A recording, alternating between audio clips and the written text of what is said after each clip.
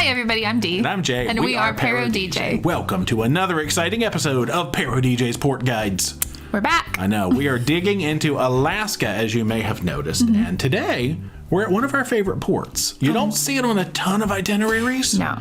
Icy Strait Point. I'm dressed for the occasion. Yes. I got this there. I love it.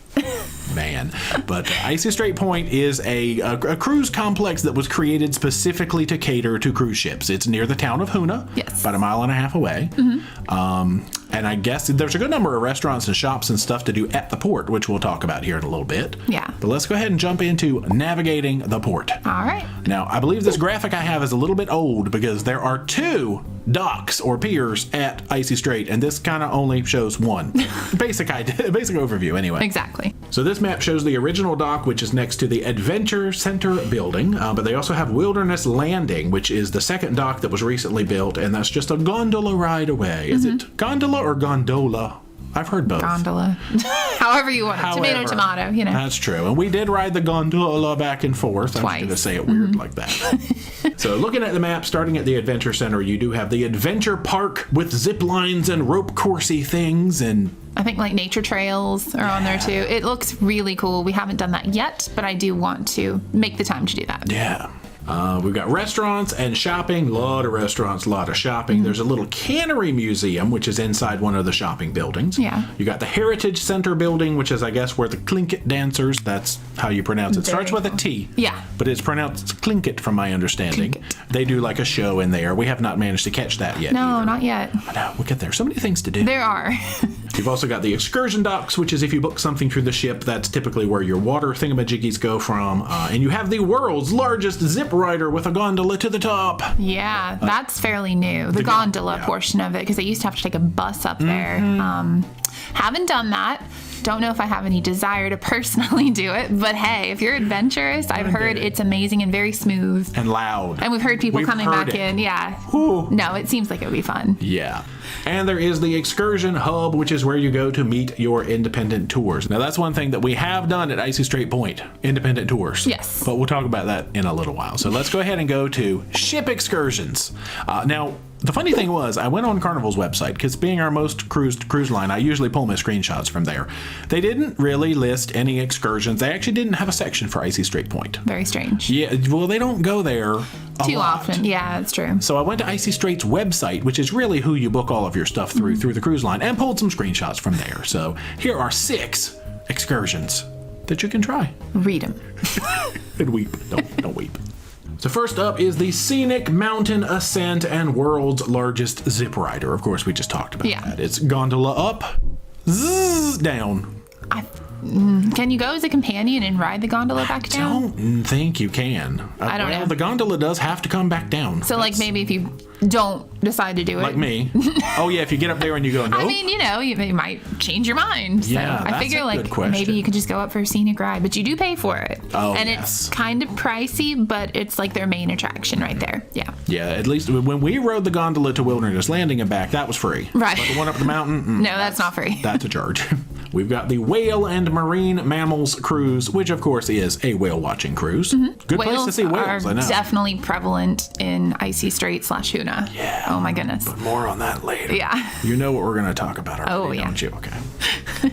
There's the Spassky River Valley Wildlife and Bear Search. Ooh. That's a mouthful. That is. Go off searching for bears, because they are, the town of Hoonah is on Chichagof Island, I believe, which has a lot of bears. I think it's more bears than people. Yo. Technically, I would say that's probably going to be more like once the salmon start running, Yeah, like August, August, September, maybe in July as well, but maybe not in the early months. Yeah, because people always ask, when is the best time to go to Alaska? If you're looking for nature, it's usually August, September, I'd say. Late August, early September. Yeah. The Backcountry Jeep Adventure is the next one I picked. I guess that's, you get a little bit off the beaten path, go bumpity bumping up, and you also go on like a wildlife search, looking for bears and deer, because they've got the Sitka black-tailed deer. There you go. I've seen them. They're so cute. Eagles. Yes. All that stuff. The Ocean Raft Adventure. Oh, we're getting more and more adventurous as we go. Giant inflatable raft, vroom vroom around, presumably still looking for... It's like whitewater rafting? No, you just kind of putter around, probably looking for... Nature. Bears. Birds and bears, and there's a lot of birds and bears. And the last one I picked is called In Alaska's Wildest Kitchen. Oh. I don't know if this takes place at the port. It feels like it does, but it was a thing where I guess you get to learn how to fillet a fish, and then you actually get to like grill a fish, and you learn a lot about the food culture and history of Alaska. Really. That's cool. I know. That's definitely something I would do. Culinary people. Yeah. That's awesome.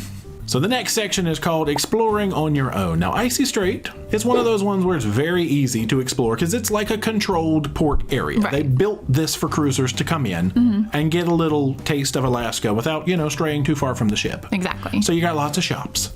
Lots of restaurants. You may see some things back here on our shelves that were actually purchased. Oh, you pulled it down already. This is made by a local artist. Ah, yes. This sweatshirt. We have a lot of things from there. I love that they have like kind of artisans that live there locally that make that, and they're sold in the different boutiques, and it's beautiful and one of a kind. So yeah, for sure. But yeah, lots of stuff to just walk around, see, and do. History. They've even got some shopping over at Wilderness Landing, which was the newer. There wasn't a whole lot going on when we went because it was newly opened, I believe, but some shopping, and they're kind of developing it over there. Now, it's about 1.5 miles if you want to walk to the town of Hoonah. There is a shuttle bus, from my understanding. I don't know the pricing. People have said in years gone by it was like $5 a person. Yeah. And they would take you to Hoonah and back. Now, 1.5 miles is actually quite a pleasant walk for me. Yeah. But if you have like mobility issues and want to check it out, I don't know that it's something you book in advance. It's probably something you just go and talk to somebody when you're there. Yeah. Yeah, but good way to get in and see Hoonah, because Hoonah's a cute little town to walk around for sure. There's totem poles everywhere to take pictures of. It's beautiful. Yeah. So one new section I've been trying to include in here is my hiking section, because we got to get our hike on. And really, I guess, other than walking to Hoonah and back, they've got the nature trail system at the port, which we walked a little bit of. We did, down by the beach on the one side. And then if you do like the activity area with the zip line, they have nature trails. But I think there's a fee with that one. True. So. Yeah, but the one, if you're at the main dock, you can walk all the way around the beach, kind of up the hill to where the gondola entrance is on the other side, and I believe walk back. So you can make a full circle if you want to walk that nature trail. Pretty cool. Right along the water. And another new section, of course, is rainy day fun, because in Alaska it rains a lot. Yeah. This port, I can't really think of a whole lot. There is the Heritage Center, I guess, which is indoors. Shopping, restaurants. It's an old cannery. Yeah. Like you can learn about the old cannery that's there. That's kind of cool and historic. Just being inside the buildings. That's kind of the rainy day fun. Or just wear your raincoat and go outside and explore. That's true. Even better. Still go whale watching. Yeah. Do it. Speaking of whale watching, let's jump to independent tours, because sometimes you want to explore on your own without actually being on your own, and a good guide is a good thing to have. It's invaluable. So now every time we've gone to Icy Strait, I have to admit, we've done the same thing. Because it's perfect. It is. Glacier Wind charters the whale watching. Tell me some words. All right. So it's family-owned business. It's Teresa, Sean, and Casey. And they're just the nicest family. You feel like family with them. It's smaller boats, so it's a more intimate setting. You can get up closer to land if you happen to see a bear and things like that. They've never not seen a whale when we were with them, and I think they said they always see whales. We're good luck. They know the hot spots. Yeah. The boat is extremely smooth. Word to the wise, they book up quickly because it is smaller boats. We love it. They've got the 6-person boat, and they have the 13-person boat. So 19 people, and they're going to be full. Yeah, we've seen whale breaching, bubble feeding. Yes. We saw a bear on the shore. We've seen sea lions and otters. Oh, it's beautiful. I cannot say enough words about it. This is our number one spot. We always whale watch. Now, will we eventually do something else? Maybe. No. But we want to go whale watching. All right, let's get into some tour vendors that are not Glacier Wind charters. So there's lots of other things to do. You may want to go on bear tours. You may want to do some more adventurous things. So one of the folks that are running good bear tours and things like that we've seen is Hoonah Travel Adventures. I'll put links to all these folks in the description. You've also got Hoonah ATV tours. Oh, that's fun. We've never done, but it looks like a fun adventure. Go out exploring on your own, drive around. That'd be cool. Have you found any good companies in Hoonah? Leave us some links. We can add them to the links in the description. So check down there for the latest information, but just a couple of ideas. I guess let's go ahead and jump to free and frugal fun. Yes. Now, we pretty much have talked about almost everything to do in this port, which is the restaurants, the shopping, the walking around the nature trails, that kind of thing. One of my favorite things to do is actually just walk along the waterfront. There's a very pebbly beach. We've seen sea lions. There's a resident whale that lives there. His name used to be Barry. I think it's a different one now. We've seen him every time. Yeah. Even though he goes away sometimes. So you can literally stand on the shore and see a whale generally in this area. Sometimes from the ship. From the ship, yeah, definitely. It's just beautiful. I feel like it's the most authentic Alaska port that you can go to, in my opinion. Yeah. Something about it, it's just so serene and peaceful. Yeah, it's funny because even though this is like a cruise center that they've built up, something about the area being close to the town of Hoonah, which is not built up. I don't know. We love it. Yeah, but focusing, so now for this section, I'm really just focusing on the port. And of course, you can ride the gondola back and forth, I believe, for free to Wilderness Landing. So there's another thing you can do. So I'm going to give Icy Strait Point specifically, I'm going to say a 5.5. Now, that's not including all the cool stuff you can do in Hoonah. Right. That's really just the port. But I feel like there's enough there where you can make a good day. Yeah, it's a good port. Just hanging out. I do 5.5 also. Okay, yeah. That's on a scale of 10, not on a scale of 5.5. No. You never know how the scale works. Yeah.